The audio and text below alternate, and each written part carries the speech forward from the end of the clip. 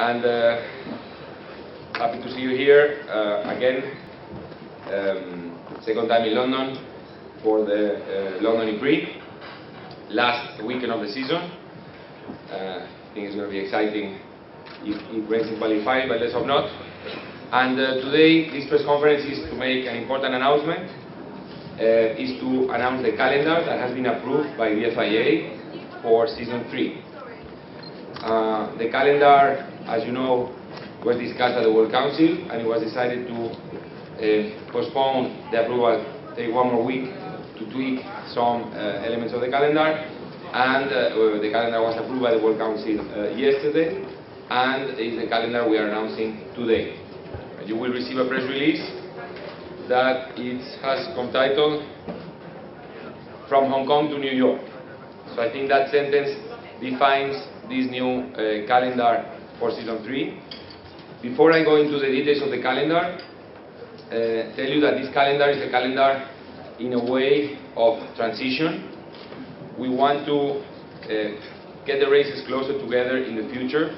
We want to put the base for a calendar that has more cities that stay more or less on the same weekend. But of course, we have to be always flexible in Formula E because we race in cities, and cities are not the same as racetracks. You cannot do very long-term plans with cities because cities are like living entities. The mayors of the cities change, the circumstances in the cities change. We've seen here in London, the local circumstances change. So we keep always a very flexible approach to our calendar. But I have to say that this calendar, for me, it's a spectacular calendar.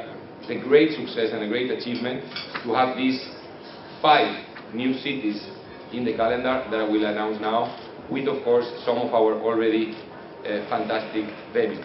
So the calendar for season 3 will start, and this all of you know, in Hong Kong on October 9th. Then we will do a second race in Marrakesh on November 12th. The reason for this race is not only going to a new continent, but also to host this race at the same time as the COP22, the Global UN Summit for Climate Change. And we think Formula E shares the values of that meeting, and we can showcase the electric cars, and I think multiply the effect of the message of Formula E by having a race at the same time and in the same city where the world leaders will be meeting to speak and to propose measures to fight climate change.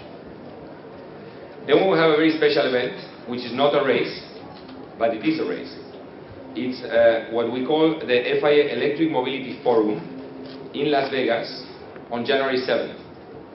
This event is going to be a gathering of many relevant and key decision makers that attend the Vegas Consumer Electronic Show.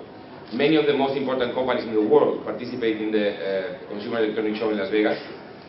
And not only consumer electronic companies, car manufacturers are there. Our partner BMW, for example, has a very big presence. Faraday Future last year was one of the main attractions of the Consumer Electronic Show. So we think it's very relevant to organize this event in Las Vegas. And at the same time, we will organize the first e-race in Las Vegas, which I will give full details probably, or we will give Formula E full details at a later stage, because it's also very big news the way we're going to prepare that race, so I think we don't want to give all the news at the same time. But we're going to have this digital, virtual race in Las Vegas on January 7th. Then we will continue to Buenos Aires, a venue that we've been having from the beginning of the championship, beautiful racetrack in Puerto Madero on February 18th. We will go to Mexico on April 1st. This calendar has been done also with a priority, which is not to clash with WEC. As you know, we have many drivers who participate in the World Endurance Championship, and this championship does not have any clashes with WEC. The reason why we don't have a race in March and we have postponed by 1 week to the 1st of April is precisely that one. Then we have a round that will be announced in due course, and we are not disclosing the name of that venue, on April 22nd. Then we will go back to Monaco, back to where we were the first season, and I think this is a long-term plan to go to Monaco every 2 years, we will be in Monaco on May 13th. 1 week later, the first time we do a back-to-back race, we will go to Paris. We will go back to Paris on May 20. From Paris, we will go to Berlin, June 10th. We have reserved a date on June 24th to be announced. As probably many of you know, we are in conversations with London for the possibility to come back to London in the streets. We are also in conversations with other cities, such as Moscow. So we want to keep this date of June 24th open for an additional race. Round 10, and this is a race that is very close to my, personally to me, because I lived many years in that city when I was in the European Parliament. We have a race in Brussels on July 1st. This is a new race, and I think it's going to be a fantastic race in Brussels, and our promoter in Brussels is here. Congratulations for the inclusion in the calendar of Brussels. Then rounds 11 and 12 are going to be a double header in Montreal, and I want from here to thank the mayor of Montreal, who's done a great effort, and he's been very, in his vision of clean mobility for the city of Montreal, has been very determined to get this race to Montreal. So we'll have 2 races in Montreal on July 15th and July 16th. And then the end of the season will close in New York. New York, the race will take place on July 29 and July 30. As you will see on the press release, there is an asterisk around New York. We are pending the last administrative authorization, so I want to insist we are pending the last administrative authorizations, because everything takes its time and its process.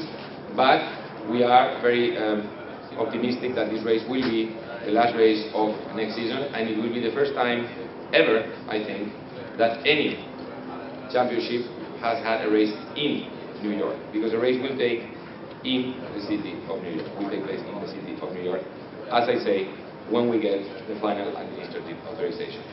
So this is the calendar for season 3. As I say, I think it's a fantastic calendar.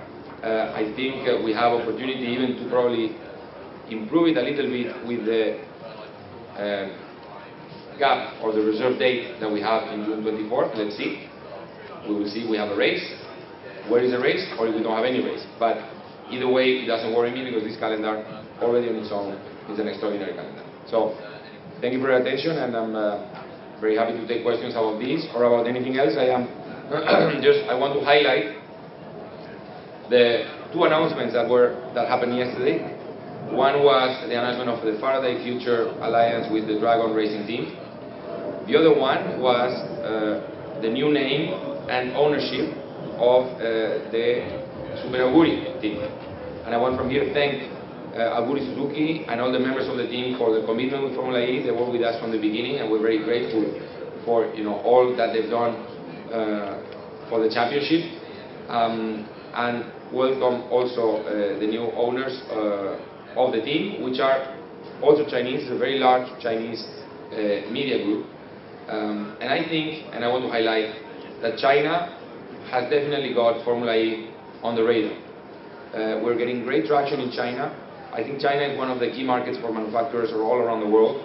And I think the fact that very large media groups and very large business groups from China are coming into Formula E, it's a very strong sign of how strong the championship is going, and especially in that key market for the electric